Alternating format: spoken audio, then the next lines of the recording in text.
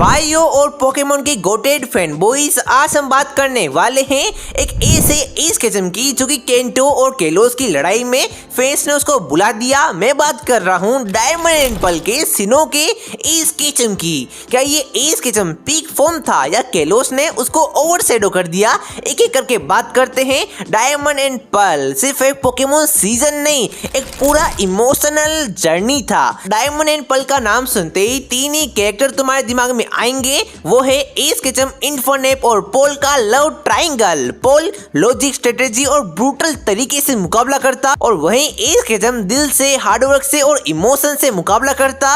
Infernape और इलेक्ट्रीवायर का final मुकाबला लेजेंडरी टीयर से कम नहीं था। चिमचार जिसे पोल ने यूजलेस बोला, वही इन्फर्नेप बन के इलेक्ट्रीवायर की बैंड बजाता होता है। वो सीन देखकर जो अंदरूनी आत्मा है ना मेरी, उसको जो शांति मिली है ना, वो शांति मुझे आज तक नहीं मिल पाई है। भाई तुम इमेजिन करो, पोल ने अपने इन्फर्नेप को बोला ये कुछ नहीं बन पाएगा और वही इन्फर्नेप बोल रहा है चल बेटे, अब तेरा डाटा प्लान एक्सपायर होने का टाइम आ चुका है, अब तेरे इलेक्ट्रीवायर का तंदूरी फ्राई बना के तुझे ही खिला दूंगा। That is Infernape aura.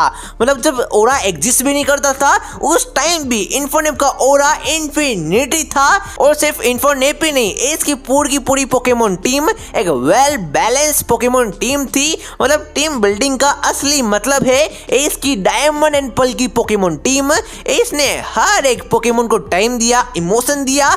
Infernape redemption गोड है, ब्यूजिल स्वेग वाला मशीन है, टोटेरा किसी टैंकर से कम नहीं है, पावर हाउस पोकेमोन था। बस टोटेरा में थोड़ा सा पावर हाउस ज्यादा ही यूज हो गया। ग्लाइस्कर भाई फ्लाइंग मशीन बन गया। स्टारएप्टर पूरा एरियल बॉस, भाई आज भी फ्लाइंग टाइप पोकेमोन में किसी को गोटेड माना जाता है, एस का कूलेस्ट पोकेमोन माना जाता है ना, तो वो स्टारएप्टर है। गिब्बल आखिरी में आया, लेकिन छोटा पैकेट बड़ा धमाका बनते बनते रह गया। ये टीम इतनी ज्यादा बैलेंस थी कि अगर मार्वल के एवेंजर्स के पास होती तो थेनोस बोलता this is what I want, भाई मजा ही आ जाता। स्टोरी टेलिंग के बारे में बात किया जाए, ग्रोथ के बारे में बात किया जाए, इस सीरीज में इस बच्चा नहीं लगता था, he is evolving just like his Pokemon. Chimchar का ब्लेज कंट्रोल आज भी भाई गूज़बम्प्स दे देता है। ऐसा लग रहा था मानो क्या एस सच में इसको कंट्रोल कर पाएगा या फिर उसकी मौत इन्फर्नेप के हाथों ही हो जाएगी। जिम बैटल्स भी काफी तगड़े तगड़े थे। फेंडिना का जिम बैटल मुझे अभी भी याद है। ये सब दिखाता है कि सिनो का जो स्टोरी टेलिंग था वो कितना गोटेड लेवल पे जा चुका था।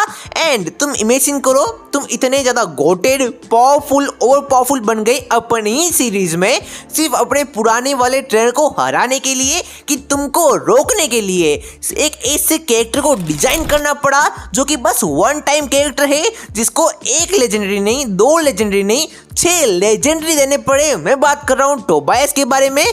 टोबायस ट्रेनर नहीं, जवाब है बाकी सारे एस किस्म के फैन बॉयज को कि सिनो एस किस्म जितना गोटेड ट्रेनर आज तक कोई आ नहीं पाया है। चाहे गलार का एस किस्म हो, एलोरा का एस किस्म हो एंड मे बी केलोस का एस किस्म हो, तीनों के तीनों साथ में भी आ जाए फिर भी सिनो वाले इसका मुकाबला कर नहीं पाएंगे। पर्सनली मुझे तो केलोस वाला एस पसंद है, लेकिन सिनो वाले एस किस्म का फीट इतना नेक्स्ट लेवल जा चुका है ना कि उसका मुकाबला कोई कर नहीं पा रहा है। भाई टोबायस बस एक वन वर्ड आंसर है। सिनो एस गोटेड क्यों है? टोबायस को लाना पड़ा उस एस किस्म को हराने के लिए। और इमेजिन करो, टोबायस का सामना करते वक्त उसकी पीक डायमंड एंड पर्ल की टीम भी उसके पास नहीं थी। उसको अपने पुराने पोकेमोन का यूज करना पड़ा जो कि ट्रेनिंग में नहीं कर रहे थे, वो बस सो रहे थे। उठ के आए, मुकाबला किया एंड मजे में सिनो एस इतना कैपेबल बन चुका था कि अपने पोकेमोन को फुल पोटेंशियल पे यूज किया एंड डार्कराई को हरा दिया बे। डार्कराई जिससे डियाल्गा और पालकिया भी डरते थे, उसको अपने एस के गोटेड सेप्टाइल ने हरा दिया। पाइक का माल एंड लेडियोस को भी अपने एस के पिकाचू ने ड्रॉ कर दिया। बस अगर उसकी सिनो की पोकेमोन टीम इंजर्ड नहीं हुई होती एंड चाइजार्ड भी मुकाबले में आ जाता, इन्फर्नेप भी हो जाता एंड भाई तब मैं बता रहा हूं तो भाई टोबायस क्या, सिंथिया भी सिनो में ही हार जाती एंड वर्ल्ड चैंपियनशिप में तो वो हिस्सा भी नहीं लेती। इस किस्म से मुकाबला करने के लिए बता रहा हूं मैं। केलोस एस वर्सेस सिनो एस का मुकाबला कराया जाए तो भाई केलोस एस अच्छा था, लेकिन वहां पे प्रॉब्लम ये थी कि बस ग्रीनिंजा के ऊपर फोकस किया गया, बाकी बाकी पोकेमोन के ऊपर उसने ध्यान नहीं दिया, ध्यान देगा भी कैसे।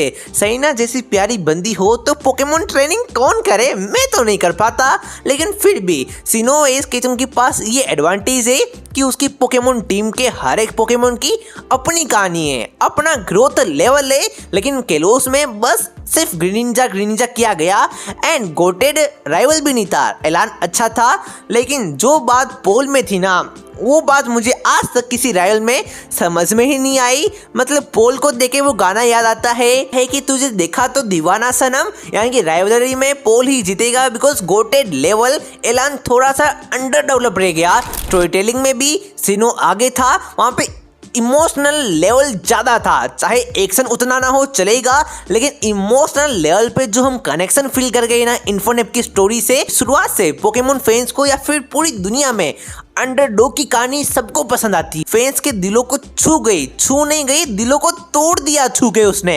यानी कि इन्फोनेप की कहानी भाई अंडरडॉग से लेके रिवेंज तक, रिडेम्पशन तक, हम इन्फोनेप की जगह खुद को रखे देख रहे थे कि हम भी ऐसे कमजोर है, हमको भी दुनिया ने ऐसा सताया है और हम भी ऐसा बदला लेना चाहते हैं। दैट्स व्हाई सिनो की कहानी हमको इमोशनल लेवल पे हिट करती है। एंड पोकेमोन टीम का बॉन्ड के बारे में बात किया जाए तो सिनो के पोकेमोन एक दूसरे के लिए जी जान एक कर सकते थे।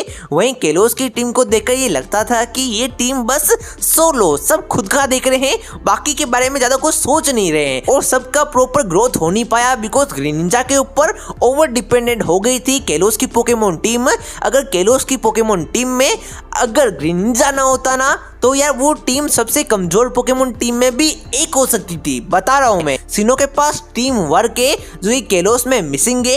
एस केचम की ग्रोथ के बारे में बात किया जाए तो सिनो में उसकी स्ट्रेटेजी थी, वो मैच्योर बन चुका था। लेकिन बोलते हैं ना केलोस एस केचम जहाँ पे हो वहाँ पे मैच्योरिटी के मामले में उसको कोई हरा नहीं पाएगा।